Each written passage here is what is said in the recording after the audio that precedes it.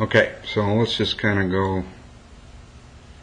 Here's your swing thoughts. You tell me. Now, This is where I'm aiming at the. well, there's your Yeah. parallel Jesus lines, gosh. and we can't see the blue flag, So but I've it's got somewhere really- around here. Yeah, I got to whip around. So the only way that ball, and this one's on the green, by the way. Yeah, I know. I got to whip around. See, now I got over here to where you really were. Yeah. Just so I can't get that blue flag. Here's your blue flag. Yeah. So if we don't see a big old over-the-top move here, it would be your club face is going to be dead shut to get it over there.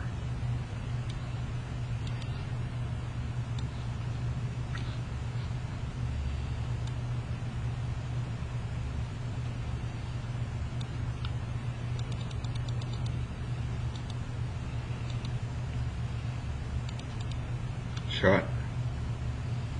Yeah. Not as bad as it has been, but shot.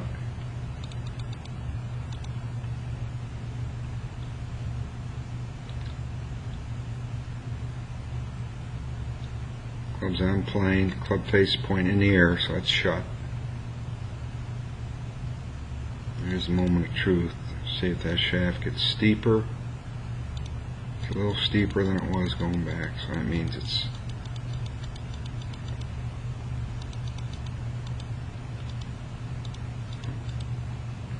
how soon do we see the club get outside the ball? It's already there. So by the time it hits the club, it's going to be going left across the ball. So you're a little bit out to in, right? Mm-hmm. Not horribly, but yet the ball went 40 yards left. It had to be because your face was closed. Other way. There, ball starting Mm-hmm.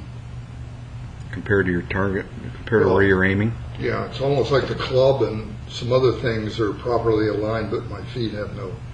Well, your feet. They have no relevance whatsoever to the target. Well, your feet are the worst of the least of the problem because Or my alignment. your hips and your shoulders Right, all and those everything. things. Yeah. So then then we see the club kind of.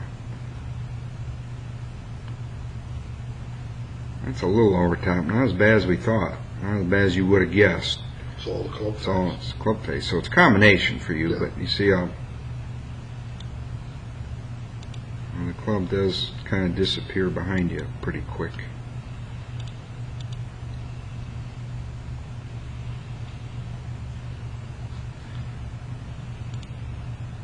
Okay, so now we got you square.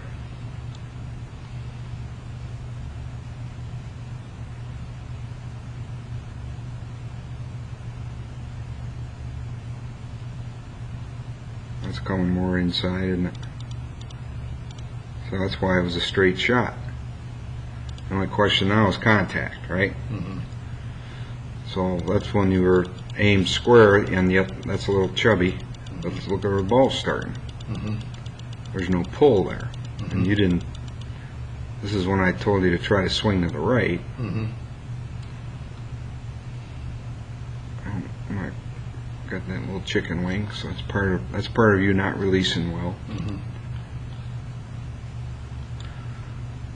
So just a good revisit, I think, of Mm-hmm. nothing's changed with your habits.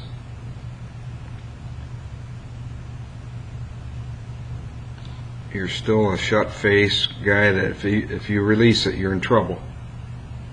Mm-hmm. You must have been releasing it because you're aiming so damn far right, and then you're still hitting it left of the green.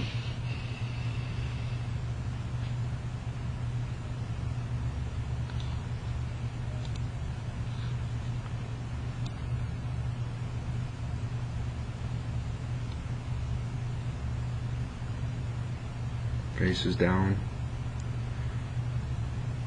This is a chance to look at your brace leg here, right?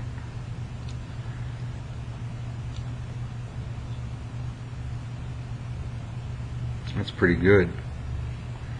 Yeah. Moffat was still yelling at me. But that's you working on being good. Yeah. Yeah. I mean, that's as good as you're going to get with tons of intent.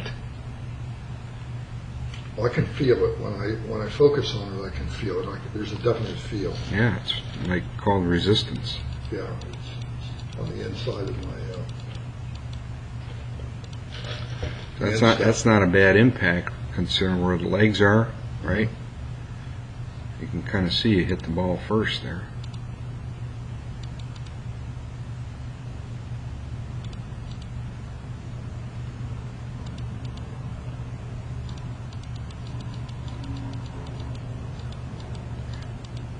It's not easy for you to release that club with those arms.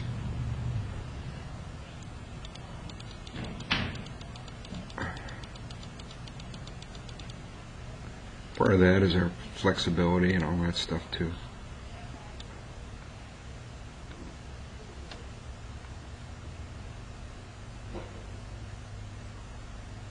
That's a pretty good swing there.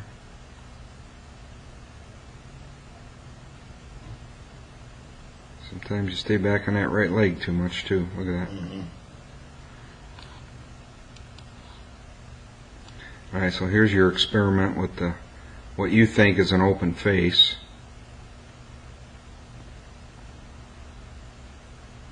And a shaft that's perpendicular or leaning backwards. You can see that your hands are still ahead of the ball and the face is square. You can't see the face, but